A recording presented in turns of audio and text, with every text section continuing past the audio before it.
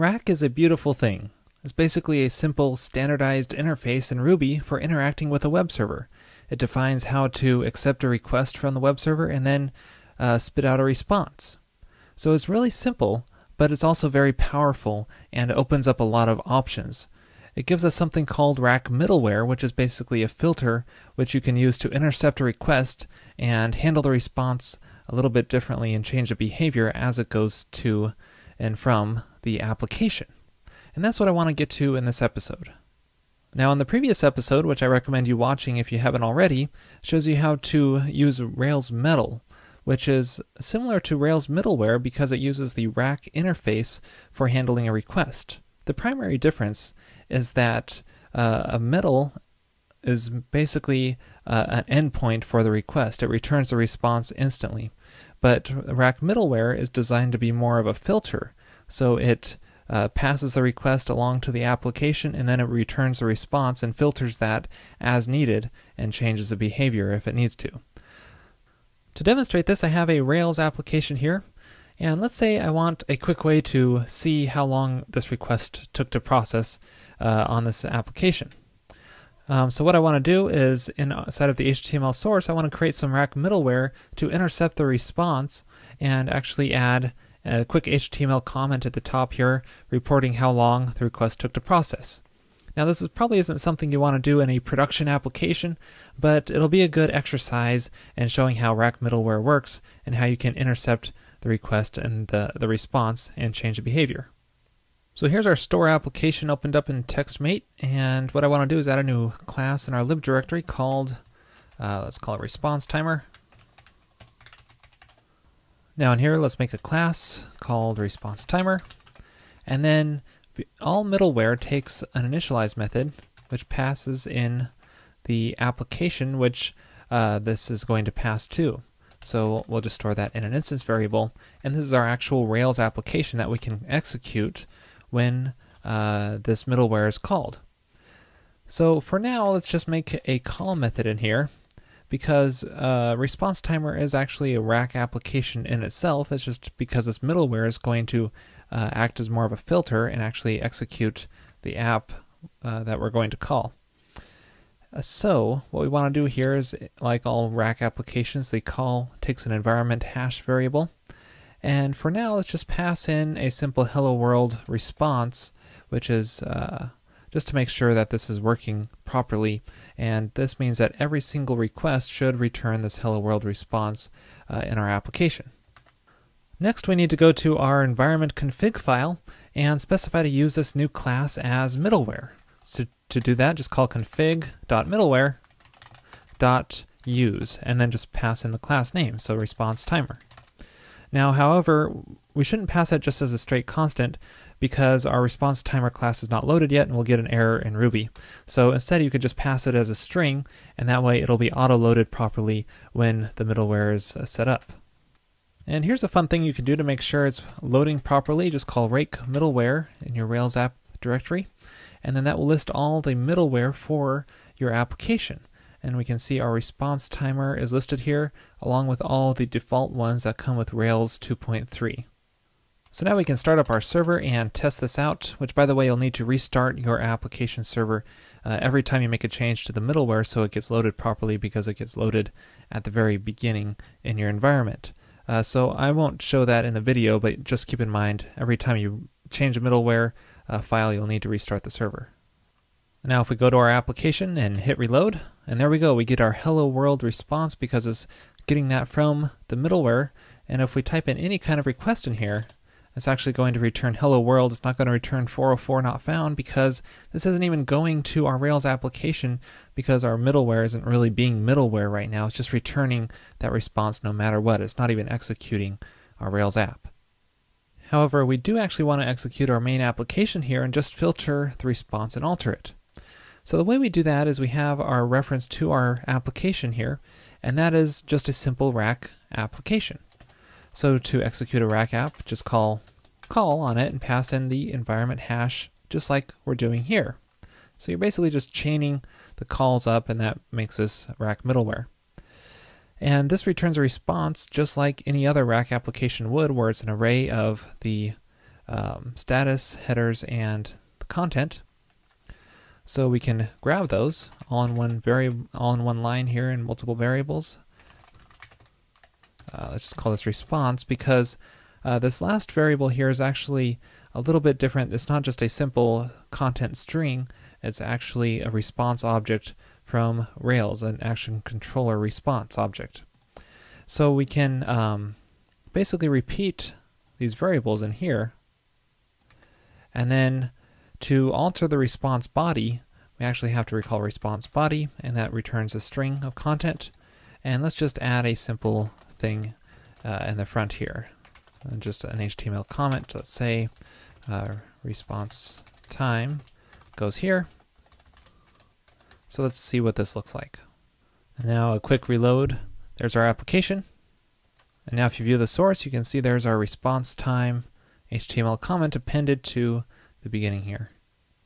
And now we can make this fully functional by recording the start time, and then the stop time, and then just displaying the difference right here. We need our stop minus our start. And don't forget to restart your server, and then you can just reload the page and check it out. And there's our request time based on our rack middleware. Now, one problem we have here is that our middleware is assuming that every response is an HTML document. That's definitely not a good thing to do. So what you should do is check with an if-else statement, see if the headers, the content type matches, well actually let's see if it just includes the text HTML. And then if it does, we can just return this content. Otherwise, we'll just return status, headers, and response that the application just returns. That way we only append the response time if it's an HTML document. Now we can reload here and make sure it still works, and it does, because this is an HTML document we're returning here. Now let's say we want to make this rack middleware configurable, where when we load it up in our environment, we can pass in additional options to it to change its behavior. Let's say, for example, we want to make this response time message wording here customizable, so we can change it in our environment file. So what we want to do is, to do this, we can pass in additional arguments into the initialize method. So let's say our message is going to default to response time, and let's store that in an instance variable, and then we can just return that and display it in our message here. And then going back to our environment config file, we can pass in any additional arguments into our use method, and those will be interpreted into that initialize method. So we can just pass in, let's say, load time.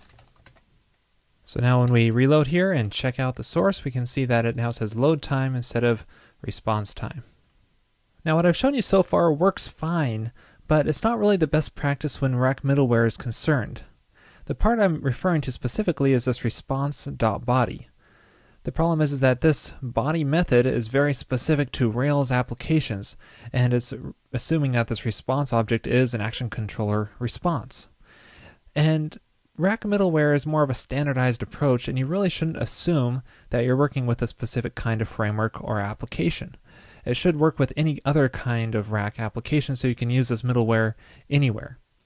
So how do you get this to work? Well, we know that the response isn't a simple string, but the method that's required for this response object to respond to is each, response.each. And this is just, of course, an iterator, so it would loop through this, and then you can append the content and build up the body as a string and use it in here. This can get kind of messy in this kind of application. So what I want to do is show you a different way you can structure your middleware, which can be a little bit cleaner in handling this kind of situation. So this will require a bit of restructuring of this class here. So I'll do it kind of fast, and then we'll explain it afterwards. So what I want to do here is just, instead of returning response, I'm just going to return self all the time. And that means I can respond to the each method, and then forward that onto our response object, so that this response timer itself is considered a type of response. And so let's make these all instance variables so we can access them in the each method. And then the first thing I want to return is going to be the string, and we only want to do it if the headers respond that way. And actually this should be a block.call method. So we'll end up executing the block and returning this string as the first thing, and then we'll pass the iterator on to the response object. Okay, so that might have been a little confusing, but let me go through it again here. The key is that now we are returning self as the last variable in our array that we're returning back to our rack application. And so the only thing that rack requires of this object that's returned as the last element here is that it responds to the method each. And that's what our response timer is going to do here. So it's going to be a response, a kind of response itself. And so we're going to just, for each iteration through here, it should return some kind of content that is going to return to the user. So the first time it's just going to return the actual response comment that our application, our middleware provides, and then it's just going to pass all other iterations off to the response object, and so it'll just forward all that to there. Alright, so let's do one final reload here and view the source just to make sure that it still works, and there we go.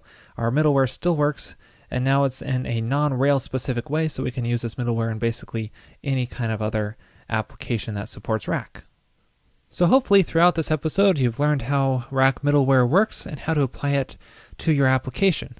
Now I admit the example I gave probably isn't the most useful in the world, but there's really unlimited possibilities that can be accomplished through Rack middleware. So I encourage you to check out the Rack Contrib project to get some ideas of what is possible. They have a lot of Rack middleware examples that you can use in your own application, or you can just check them out and get some ideas on how to create Rack middleware for your own application on your own as well. And I'll post a link to this project in the show notes for this episode. This episode is sponsored in part by Sifter, a bug and issue tracking application designed to be inviting to even the least technical team members and clients. Check out sifterapp.com for a free 30-day trial. Also sponsored by Pragmatic Screencasts. They offer high-quality screencasts on a variety of subjects, including Ruby and Rails. Check them out at pragmatic.tv.